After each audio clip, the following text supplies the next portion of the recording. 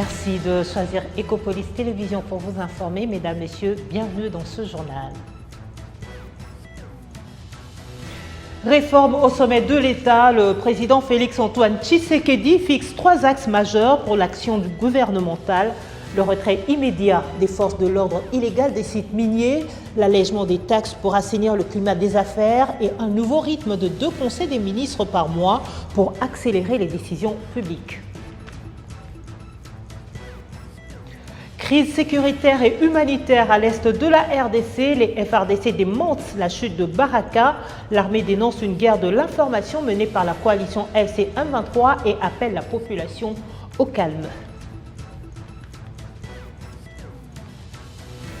Vacances utiles à Kinshasa, l'ESBEL SBET forme les jeunes de 9 à 20 ans aux gestes barrières et à l'assainissement de leur milieu de vie. L'objectif est de faire de ces enfants de véritables ambassadeurs de la propreté pour bouter les maladies hors de nos parcelles.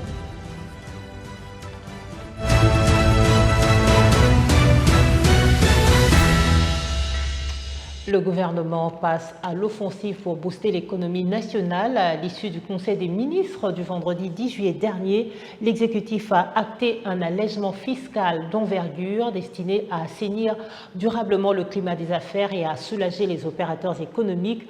Un signal fort pour l'investissement que nous détaille le porte-parole du gouvernement, Patrick Mouyaya, dans son compte-rendu officiel. La communication du président de la République a porté sur 3 points principaux, à savoir 1. De l'accélération de la réforme de l'inspection générale du travail.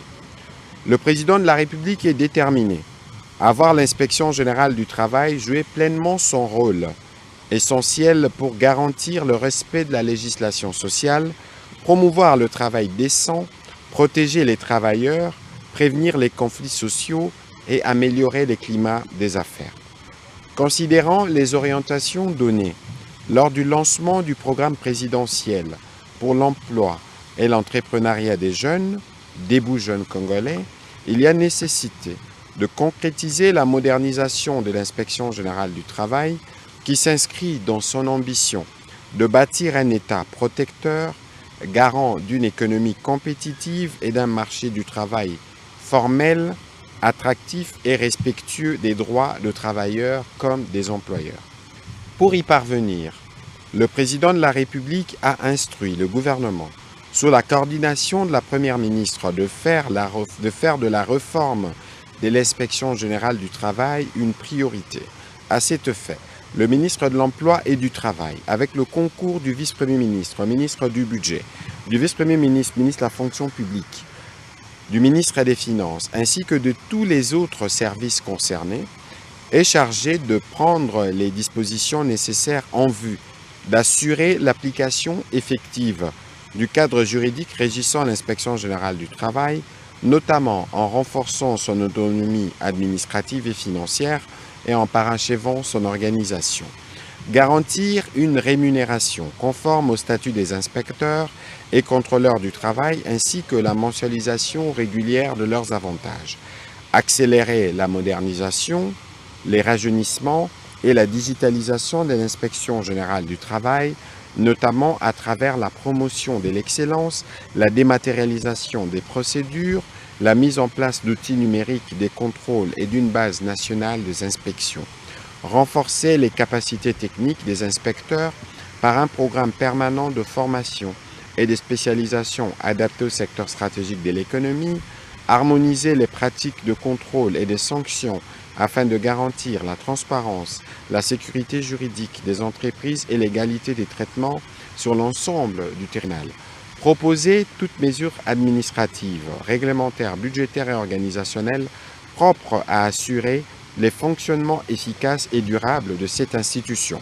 Sous la coordination de la première ministre chef du gouvernement, une feuille de route assortie d'un calendrier précis de mise en œuvre des responsabilités des administrations concernées et d'indicateurs de performance devrait être soumise au Conseil des ministres dans les meilleurs délais. Dans l'actualité également, traque au déploiement irrégulier dans le secteur extractif. Réunis au Conseil des ministres le vendredi dernier, les membres du gouvernement se sont mis d'accord sur le retrait sans délai de tous les éléments de force de l'ordre présents de manière illégale sur les sites miniers, une décision qui vise à restaurer l'autorité de l'État et la transparence. Retrouvons une fois de plus les détails fournis par le porte-parole du gouvernement. Le troisième point de la communication du président de la République a porté sur la nécessité de mettre fin à la présence des militaires et policiers dans les sites miniers pour renforcer la gouvernance du secteur minier. Le président de la République a commencé par rappeler l'importance stratégique du secteur minier pour les développements économiques de notre pays, ainsi que de l'impérieuse nécessité de renforcer la gouvernance, la transparence et la crédibilité sur les marchés internationaux. Saisi de la présence récurrente et persistante des militaires et d'éléments de la police nationale sur certains sites miniers à travers le territoire national, il a rappelé l'interdiction stricte de toute occupation ou tout envahissement de ces sites d'exploitation minière par des militaires ou des éléments des forces de sécurité, en dehors des missions légalement autorisées ou expressément ordonnées par les autorités compétentes dans les limites de leurs objectifs. Une telle situation entretient de perceptions négatives sur la gouvernance de nos ressources naturelles, fragilise les mécanismes de contrôle, favorise les circuits illicites et compromet les efforts déployés par le gouvernement en faveur d'une exploitation responsable, transparente et conforme aux standards internationaux. Pour le président de la République, il est donc hors des questions de laisser de tels agissements préoccupants porter gravement atteinte à l'autorité de l'État, à l'image de notre pays, à la crédibilité des réformes engagées dans les secteurs miniers, ainsi qu'à la confiance des investisseurs et des partenaires nationaux et internationaux. Car la militarisation illégale de sites miniers entraîne notamment la privation de la jouissance paisible des droits miniers par leurs titulaires légitimes, l'insécurité dans les zones d'exploitation, les actes d'intimidation, des tracasseries et d'extorsion à l'encontre des services de l'État, des opérateurs miniers ainsi que les communautés locales, la perturbation des chaînes d'approvisionnement et des traçabilités des minerais et les développements des réseaux de fraude, de contrebande et d'enrichissement illicite. À l'est de la RDC, l'armée maintient fermement le contrôle de la ville de Baraka et ses environs dans la province du Sud-Kivu face aux rumeurs de chute propagées sur les réseaux sociaux par la coalition FC123. Le porte-parole des opérations militaires dans la zone, le lieutenant Regan Kalonji, a fermement mis en garde ce week-end contre la désinformation. Si les FRDC et les combattants Ouazalendo conservent leur position clé, la pression reste forte. De violents combats se déroule dans les hauts plateaux environnant à seulement 40 km de la ville. Regardez. Samedi 13 juillet 2026, Baraka est calme. Les activités commerciales tournent, véhicules et motos font leur parcours quotidien et tous les bureaux et services publics sont en pleine activité.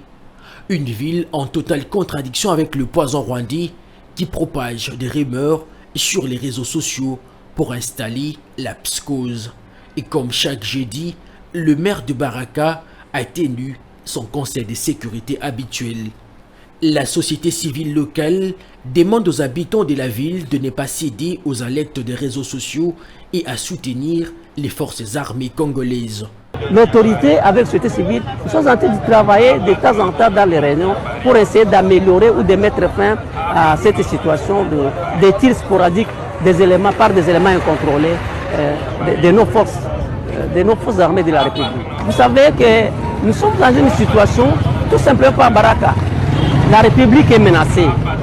La République est menacée et que mon message à la population congolaise, à la population de Baraka, est de diguer derrière nos forces armées de la République, soutenir nos forces armées de la République, soutenir notre gouvernement, soutenir le président de la République, en faut qu'une fois pour toutes, on boute dehors les agresseurs de notre pays. Voilà le message. Et ça, ce n'est pas un travail d'une seule personne. Les gens pensent que c'est peut-être au niveau du gouvernement, tout simplement. Le gouvernement fait sa part. Nos forces armées de la République font la leur. Et nous, la population, nous devons accompagner ces efforts ces efforts du gouvernement, de nos forces armées de la République. Nous devons même soutenir ça. Dans le haut plateau du territoire de Fizi et de Mwenga, les FARDC ne cessent de se renforcer pour contrer les attaques ennemies et sécuriser les populations civiles et leurs biens. Lutte contre le banditisme à Kinshasa, l'autorité communale de Mongafula communique après le braquage armé survenu vendredi 10 juillet dernier vers 15h à l'arrêt Liolo Habitat, précisément sur l'avenue Lukaya, non loin de l'église Saint des Derniers Jours. Informé en pleine session de comité local de sécurité, le bourgmestre Séverin Lumbu a immédiatement coordonné la riposte des forces de l'ordre afin d'éclairer la population et de stopper les spéculations sur place. Séverin Lumbu a fait toute la lumière sur le déroulement des faits. Suivez ces précisions.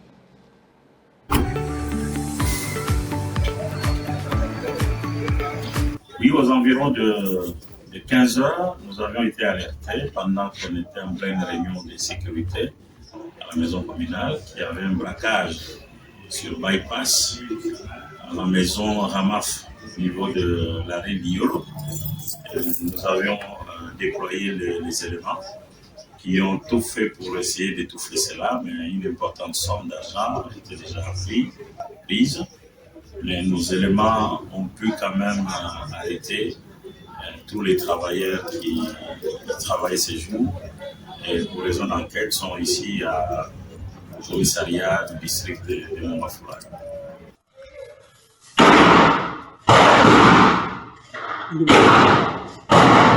Il n'y a pas de mort d'homme. Nous avons vu une vidéo qui circule dans les réseaux sociaux. C'est une vieille image qui ne correspond pas à l'événement d'aujourd'hui.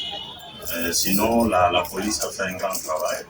Et je pense que dans les heures qui suivent, vous aurez toutes les informations sur tout ce qui s'est passé. Et face à la guerre dans l'Est et aux urgences sanitaires, la nation s'en remet à la prière. Le terrain Waya Waya de Kingabwa a vibré vendredi 10 juillet dernier lors d'un grand rassemblement d'intercession initié par le sénateur Gérard Moulumba. Une ferveur partagée par la première dame Denise Nyakeru et le gouverneur Daniel Bumba, venus implorer la paix et la protection divine pour la République démocratique du Congo.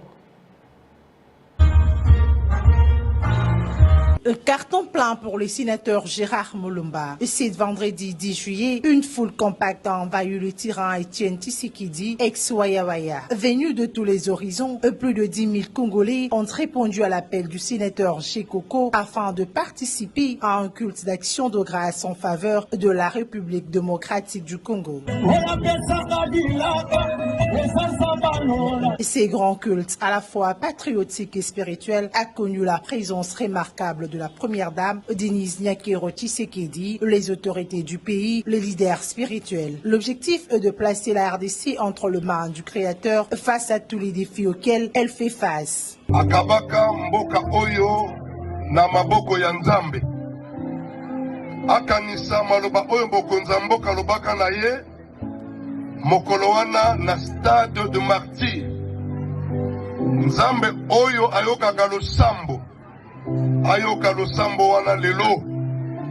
Oto bakisi awa nyoso ematepa inaye. L'initiateur de ces cultes haut en couleur a rappelé la puissance de la prière dans une nation avant d'interpeller ses compatriotes sur le rôle de chaque Congolais pour l'avenir du pays. Pour les journée, il y a kimia na mboka. Eza bongo te. Pour les na Kingabwa tomona banzela o esalami awa ezana makasi ya mutu moko ya président de la République Antoine Félix Tshisekedi. Eza bongo te. Ndenge tofandi awa tondimaka te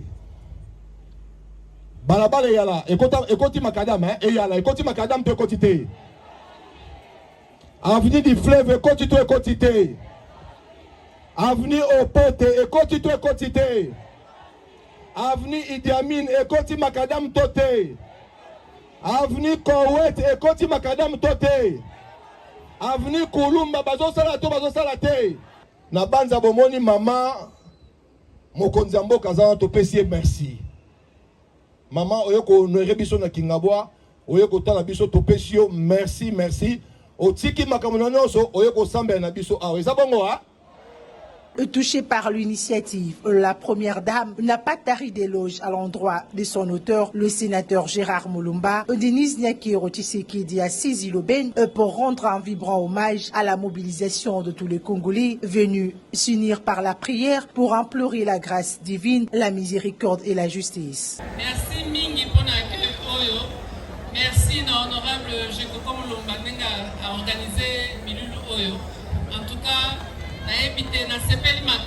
c'est un moment inédit, digne d'être gravé dans les annales du quartier Kingabwa. Pour la première fois de son histoire, accueillir la première dame, cet acte fort et symbolique a suscité l'enthousiasme des habitants de ce coin de la commune de Limeti. Pour témoigner leur gratitude, les femmes ont tenu à marquer cette journée mémorable en offrant plusieurs présents de valeur à l'épouse du chef de l'État, parmi lesquels les têtes de bétail, dont une vache et des chèvres, ainsi que tant d'autres cadeaux symbolisant l'hospitalité et la reconnaissance de toute la communauté de Kingabwa. Tout à fait. Autre chose, éviter le calvaire de Kasumbalesa sera bientôt une réalité pour les transporteurs. Dans le Haut-Katanga, le projet routier Kasomeno-Kasenga-Chaloué progresse de manière significative. Des terrassements à l'assemblage du pont de Chaloué, la CGT accélère la cadence pour transformer le commerce bilatéral avec la Zambie. Découvrant l'état d'avancement de ce chantier stratégique.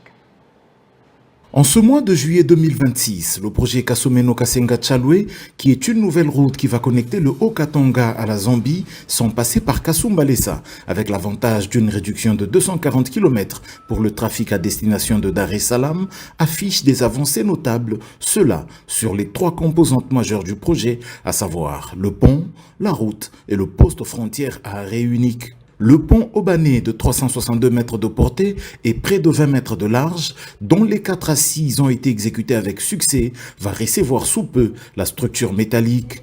Fabriquées en Chine, les différentes composantes des poutres, des traverses et du tablier sont déjà sur site à Chaloué et l'assemblage est en cours. Le 27 mars 2027, les premiers véhicules pourront officiellement enjamber la rivière Lopula à cet endroit. Deuxième composante, la route Kasomeno-Kasenga-Chaloué, longue de 93 km, dont 59 entre Kasomeno et Kasenga et 31 entre Kasenga et Chaloué. Elle est actuellement en travaux. L'emprise est déjà ouverte sur 65 km avec un traitement aux explosifs pour les zones escarpées telles que la colline Ngonga que les camions franchissaient péniblement. Près de 50 km sont déjà traités en ce qui concerne la plateforme et la couche de base et l'action se poursuit. Sur la dizaine de kilomètres déjà à l'étape de la monocouche, CC-ECC complète avec la couche de roulement. Plusieurs passages sous route ont été créés, parmi lesquels des batteries de bus, des dallos allant de 2 à 4 pertuis. Troisième et dernière composante, le poste frontalier à arrêt unique. Il comprendra 37 bâtiments, dont 9 sont actuellement à l'étape des fondations. Ces bâtiments abriteront tous les services à la frontière entre les deux pays, avec un aire de stationnement de 25 120 mètres carrés. Dans le cadre de la gestion environnementale et sociale, le projet encadre des riverains dans le domaine agropastoral. Il a aussi prévu des maisons de remplacement pour les personnes impactées par le tracé. Plusieurs villages accueillent ces maisons modernes, le cas de Kipeta, Inteni et Mushingo. La fin complète du projet de la route Kasomeno-Kasenga-Chaloué est fixée à juillet 2027. Dans le même registre des infrastructures, le secteur est en mutation dans la province de Lomami. Fin des travaux de préparatoire et place à l'asphaltage sur la RN1. Sur l'axe Mweneditu-Kanyama, l'entreprise Crexis passe à la vitesse supérieure après la finalisation des ouvrages de drainage et du traitement de la chaussée. Le point sur ce projet sino-congolais. Comme annoncé, les travaux d'imprégnation sur la RN1 Lot 2 viennent de démarrer en plein centre-ville de Mweneditu. Pour ce premier jour, la Crexis est partie du point kilométrique 0+223, soit la DGDA, au PK1 un peu au-delà de Pamedi pour ceux qui connaissent la ville. Une première pour beaucoup de Ditois, comprenez habitants de Mweneditu. L'épandeur Crexis était entouré des curieux au fur et à mesure qu'il avançait. De part et d'autre de la chaussée, l'ambiance était bien celle-là. Enfants, jeunes et vieux, toutes les couches sociales ont vécu ce moment mémorable. Autrement dit, le sentiment de gratitude était au rendez-vous. En tout cas, Chakumpala, tout le temps, tout ça qui est là, Félix Antoine Tshisekedi Fachi Beton. Tout le monde qui est là, Wakumuna, Villa Wamoneji, tout Bidimu Bidimu Wenza, Mouma pouvoir, Avumika, la Machala, Bidimu Bichala. En tout cas, tout le temps, Mouantombolu, Mwenza, Moudimu Moulezi, Jinanga, mon province, Walomami. Précisément, mon fils Wamoneji, en tout cas, tout le monde, Mouantombolu, tout le monde, Koulou, mais tout le monde, Nchantiba, Souan, Kumuna, Njileu. Anjumbuka no mwabe muto kukatanga parce que toi tu ni luta tu muvilo wa mwene jitu lo akumuna ba commerçant betu basumba bintu biya bifika mu bulo bwa katanga bifika mu kami na ba bloquer ma bintu abi umune bienze biji muni bijimu bibole ni kubole sushi wetu tu wa bana ba muvilo wa mwene jitu ngwani Fachi Beton atutangila kwetu bena mulo mamika to na ba Rwanda to tuli ba Congolais njile umbuko kwa mwabeo atoko kwa muvilo akatanga bwabikala bangata bintu byetu to baye mu 2 jours twalukile muvilo wa mwene chitu tuhane bintu abitu to mumbushi mai tuli munetu bwani tulokesha bana betu tulasi kisusi wetu to ko tomoso bwani tumuna bintu libe tulesha mo ma province wa mu province wa lomami katu tumuna chichanje na chichi moto. Plus que déterminé, l'entreprise chinoise et la CGT maître d'ouvrage délégué ont ouvert des francis et là à Mweneditu. Au-delà de Chikala vers Chilomba, à l'entrée de la ville en provenance de Lubumbashi, on imprime, on accroche. Voilà un troisième au cœur même de la ville de Mweneditu. L'imprégnation ayant réussi, l'accrochage pourrait intervenir dans les 2 jours. Une fois cela fait, l'on prendra le côté gauche pour la même activité. Avec ce linéaire d'imprégnation, Crexis totalise plus ou moins 5000 mètres exécutés sous la supervision de la CGT et la surveillance mixte, Delta, Office des routes et gouvernement de Lomami.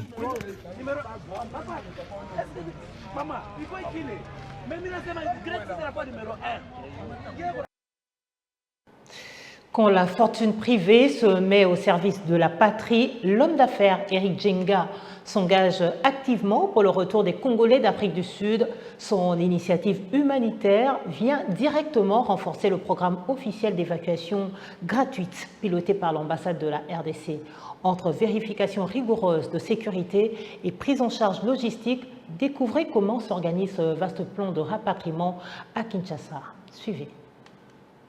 Après awa ndesiko na kopesa mutu ba enveloppe na ye asomba ba billet ba o bazana tenali te basomba pe tenali po basanini ba bazwa moyen ya kosala makambo azonga.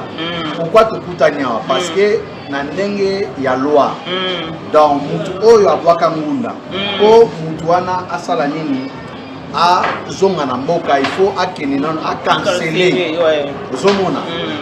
Alors deuxième chose muto pa kota na ninga passeport so déjà asala déjà 3 à 4 ans et visa spiraki déjà kala dans un système matikal donc ça dit qu'il faut azana justification moko oyo valable oyo et ça là que pour balekisa mais oyo yebi kaka donc biso na communauté to l'ingalité mais il peut que na ba fiti ebele 1000 personnes contre mutu moko en plus papa qui sikoyo natala ki sikoyo ke malgré to sélectionné bande comme super que boza la ke ba infiltré pe baza na kati bon biso za banzambe te toyeba te toza pe boye toza la moi ba keke infiltré alors c'est mieux sikoyo mutu na mutu asomba ba billet na ye na tenali na mbongo na kopesa monde chezo mona eloko na sali bona oyo akozwa risque na niveau ya aéroport wana eza makambo na ngai te parce que azalaki na transparence na biso te parce que totunaki ngunda luko cancellé yebisa biso vérité passeport boboboana alors ce qui est que oui que nyonso tout oyo ekosalama parce que biso tolingaki ke tosala makambo na ndenge avoi normal billet toke tosombi ya kolobi komo ozali na aéroport ba 22h okende osomba babillet mosombi te tenali ya voie normal euti mbala moko na ambassade babillet straight euti mbala moko na aéroport donc na guichet tosombi tolingi babiloko te ke wike ya biloko ya balabala ya bayoville ekoma obakanga bandeko na biso te tolingi babiloko tout tokosala ezala propre ezala na nzela c'est ça bobetela président mabongo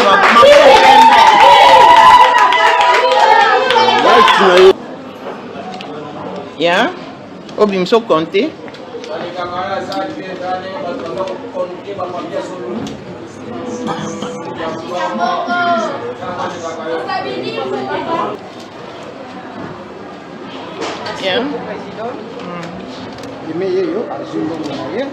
Il y a voyage.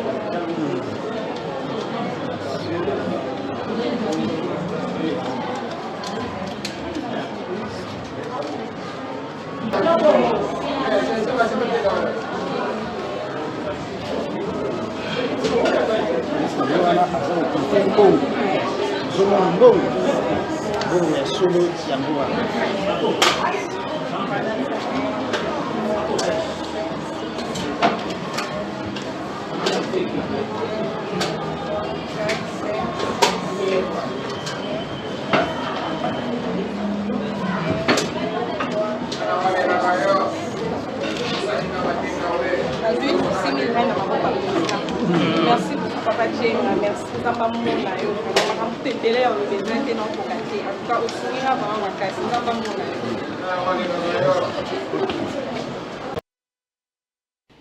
Les vacances ne riment pas seulement avec l'oisiveté, elles sont aussi une formidable opportunité d'apprentissage.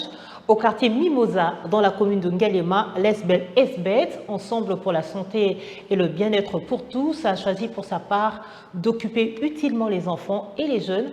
L'organisation ouvre ses portes du 9 au 11 juillet, a ouvert ses portes du 9 au 11 juillet pour une formation intensive consacrée à la pratique d'hygiène. Suivez. Entre théorie et ateliers pratiques, les participants apprennent à assainir leur environnement, à commencer par leur propre maison. Âgés de 9 à 20 ans, ils ont troqué leur cahier de classe contre le balai, des seaux et des notions de santé publique. Ici, à l'ESBEL Esbet, on apprend à entretenir son cadre de vie. De la théorie à la pratique, les gestes essentiels pour adopter des comportements favorables à la santé sont passés au peigne fin. Une initiative saluée par les principaux concernés. Ces participants apprécient l'approche concrète de la formation qui leur permet de comprendre immédiatement l'impact de l'hygiène sur leur quotidien. Je vais bien, je m'appelle Mugango Emis. Bon, la journée s'est bien passée. On a eu à discuter sur plusieurs sujets. On nous a donné quelques conseils par rapport à l'hygiène. On est passé aussi à la pratique et tout s'est bien passé. Hein. Bon, à tous les enfants qui vont regarder, je les invite aussi à venir participer à cette formation parce que, comme on le voit dans le milieu d'aujourd'hui, il y a certains enfants qui accumulent la flemmardise, ils ne font rien chez eux. Souvent, ils restent dans leur chambre à ne rien faire, utiliser leur téléphone. Et c'est intéressant de participer à ce genre de formation. Bonjour madame, je vais bien. Je m'appelle Christiane, je passe en deuxième, révérend Kim. Nous avons eu à pratiquer le nettoyage des vitres, du sol, le rangement et tout ça. Moi j'ai apprécié la formation, j'ai apprécié la manière de parler de la dame. Ça a compassé avec les autres. Moi, je les encourage, aux parents, je les encourage à envoyer les enfants pour apprendre à travailler, à faire le ménage et à apprendre l'hygiène. Bonjour madame, je vais bien madame. Moi je m'appelle Choukani Kajabika, j'ai 16 ans. Donc je suis à l'école d'art, ça s'appelle l'Académie des Beaux-Arts. Ce qui m'a poussé à prendre part à cette formation, c'est juste que parfois l'environnement où je suis, c'est sale, donc ça ne me plaît pas, je dois arranger ça tout seul et puis je suis venu ici pour mieux apprendre. On nous a appris comment respecter l'hygiène personnelle et publique, comment bien soigner les parcelles, la maison et tout autre chose. J'ai montré aux petits de chez moi là-bas comment arranger la maison et comment bien vivre avec les autres. Derrière cette action se cache une vision, celle de transformer ces jeunes en ambassadeurs de la propreté. Pour la présidente de l'ASBET, inculquer ces valeurs dès le plus jeune âge est le meilleur rempart contre les maladies liées à l'insalubrité. Oui, nous avons commencé la formation, comme on l'a annoncé, la formation des enfants et des jeunes sur l'hygiène des ménages et l'assainissement de notre environnement. Donc l'hygiène des ménages et l'assainissement de notre environnement. Comme on a eu à vous le dire, les enfants sont en vacances. Notre environnement ou nos milieux de vie, nos ménages ne sont pas toujours aussi assainis. Et pour moi, les enfants sont une main-d'œuvre pour les parents. Oui, en fait, la pratique, on ne peut pas tout terminer en... La maison, elle renferme beaucoup de choses. Parce que là, aujourd'hui, ils ont mis, nettoyé les fenêtres, ils sont dans la salle de bain pour nettoyer la cuve de la toilette. Et puis, il y aura une journée qui sera consacrée à l'assainissement de l'environnement extérieur. Comment défricher, enlever la saleté dans la cour, comment enlever la saleté dans les caniveaux. Et puis, il y aura aussi une journée où nous allons entrer même dans les jardins. On va leur montrer comment enlever la mauvaise herbe dans le jardin pour que l'espace soit propre. Oui, en fait, la pratique, on ne peut pas tout terminer en... La maison, elle renferme beaucoup de choses. Parce que là, aujourd'hui, ils ont mis, nettoyé les fenêtres, ils sont dans la salle de bain pour nettoyer la cuve de la toilette. Et puis, il y aura une journée qui sera consacrée à l'assainissement de l'environnement extérieur. Comment défricher, enlever la saleté dans la cour, comment enlever la saleté dans les caniveaux. Et puis, il y aura aussi une journée où nous allons entrer même dans les jardins. On va leur montrer comment enlever la mauvaise herbe dans le jardin pour que l'espace soit propre. Apprendre à se protéger en protégeant son environnement, un véritable atout pour ces adultes de demain, bien décidés à faire de la salubrité un mode de vie. En culture, quand le slam et le théâtre s'allient pour ressusciter les idéaux de Lumumba, c'est le pari réussi de l'artiste humoriste, comédien, musicien et réalisateur Serge Masseba avec sa pièce événement Lumumba l'Incompris, un grand moment de culture et d'histoire soutenu par une figure bien connue des Congolais, Michel Kouka dit Lumumba Veya. Le 12e homme des léopards apporte sa touche de ferveur populaire à cet hommage poétique coupant court aux spéculations sur une mise en scène impliquant des diplomates et des motards.